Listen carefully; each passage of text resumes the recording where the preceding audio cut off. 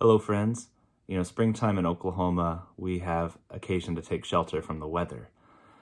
But I've been spending a lot of time in Psalm 91, and it's talking about a different kind of shelter. Psalm 91, 1 and 2 says, "Whoever dwells in the shelter of the Most High will rest in the shadow of the Almighty. I will say of the Lord, He is my refuge and my fortress, my God in whom I trust." Now, here's the thing about that.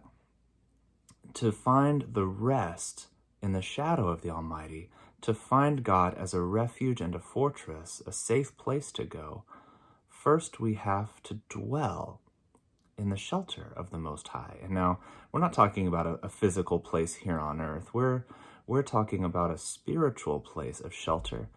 But it takes an act by you and me to move our hearts and our minds into the shelter of the Most High. There's a place where we let go of ourselves, our desires, our wishes, our sense of control, and we come to God from a place of need and trust.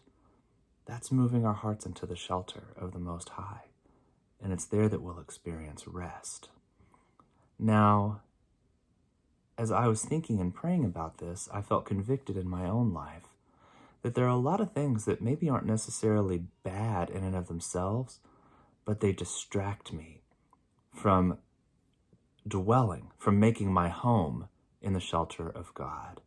It's so tempting sometimes to just scroll through the news feed on my phone.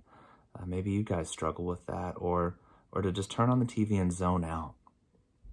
And I think when we do that, we miss opportunities to reconnect our souls with the one who made us, with the one who wants the very best for us. So sometimes we have to say no to things that aren't in themselves bad, to say yes to the fullness of life that God wants to place in us. It's much like Jesus said in Matthew 11, "Come to me, you who are weary and heavy laden, and I will give you rest." Real rest isn't just getting to zone out, to be distracted for a while, or even turning to more harmful things like substances or images on the internet or other things of that nature that cause damage in the here and now. But we're talking about things that we turn to just to go numb for a little while.